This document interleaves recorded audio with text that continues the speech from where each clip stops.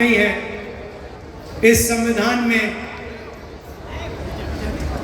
अंबेडकर जी, गांधी जी, फूले जी, बिरसा मुंडा जी, नारायण गुरु जी, बसवना जी, बुद्ध भगवान जी, इन सब की आवाज है। और इसको आप खाली इसलिए कहते हो क्योंकि आपने अपनी जिंदगी में ये किताब कभी नहीं पढ़ी। क्योंकि अगर आपने ये किताब पढ़ी होती तो जो आप करते हो आप कभी नहीं करते। भाई और बहनों, ये नई किताब नहीं, इसके अंदर जो सोच है वो हजारों साल की पुरानी सोच है। और कहा जा सकता है कि हिंदुस्तान का इतिहास, हिंदुस्तान की हिस्ट्री, हिंदुस्तान की जनता की आत्मा इस किताब में है। और कांग्रेस पार्टी इस किताब की रक्षा कर रही है। हम सब मिलकर, हमारे कार्यकर्ता इस किताब की रक्षा करते हैं। और बीजेपी के लोग, आरएसएस के लोग सामने से नहीं कह सकते,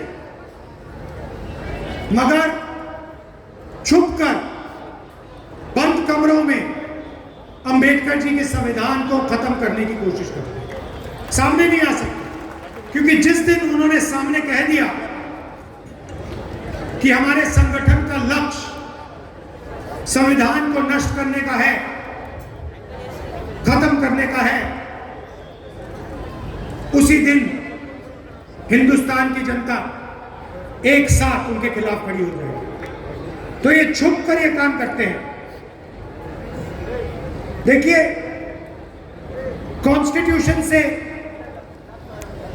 हिंदुस्तान की संस्थाएं निकलती हैं, बनती हैं। चाहे वो हमारा शिक्षा का सिस्टम हो, स्वास्थ्य का सिस्टम हो,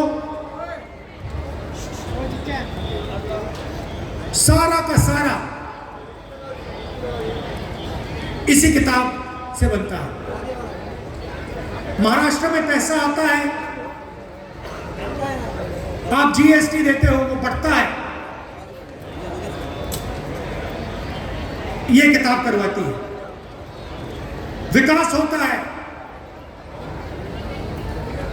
दलितों की रक्षा होती है, महिलाओं की रक्षा होती है, ये किताब करती है। और अगर गरीब लोगों को फायदा हुआ है, मनरेगा हो, भोजन का अधिकार हो, हरी क्रांति हो, सफेद क्रांति हो, इस किताब के बिना नहीं हो सकती। आप जानते हो इस देश में इस किताब से पहले क्या होता था। वोट मिलता है आपको, ये जो चुनाव हो रहा है इसी किताब के कारण हो रहा है।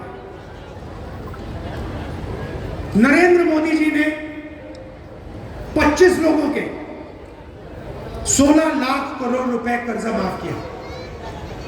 25 लोगों का। हिंदुस्तान के सबसे अमीर लोग हैं, उनका 16 लाख करोड़ रुपया कर्जा माफ किया। इस किताब में कहीं नहीं लिखा, इस किताब में कहीं नहीं लिखा कि 25 लोगों का 16 लाख करोड़ रुपया कर्जा माफ होना चाहिए और किसानों का, मजदूरों का, गरीबों का 1 रुपया नहीं माफ होना चाहिए। कहीं नहीं लिखा। आपकी सरकार छीनी गई, चोरी की गई,